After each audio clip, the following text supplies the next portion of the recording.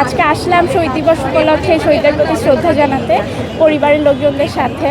তাদের বাংলা আন্তর্জাতিক মাতৃভাষা দিবস উপলক্ষে তাদের ইতিহাস জানানোর জন্য এখানে আসা।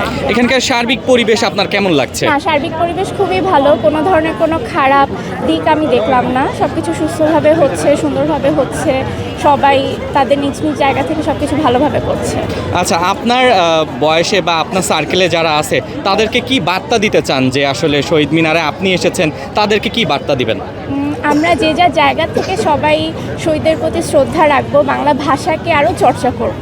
আমরা আসলে বাঙালি সেটা ভুলে যাচ্ছি, বাংলা ভাষা চর্চা আমাদের হয় না।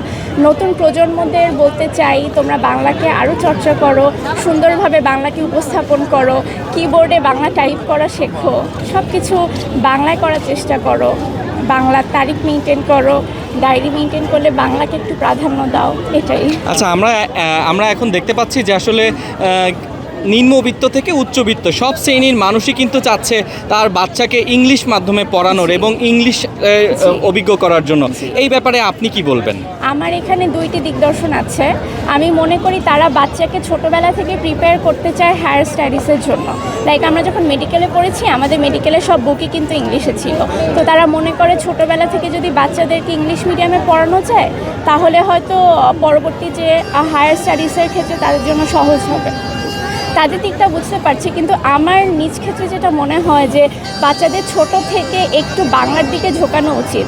পরবর্তীতে যে বই যেটাতেই হোক না কেন, অন্তত বাংলা ভাষাটা শেখা, সমাজ ধর্ম বইগুলা বাংলায় পড়া, বাংলা ব্যাকরণটা শেখা খুব জরুরি।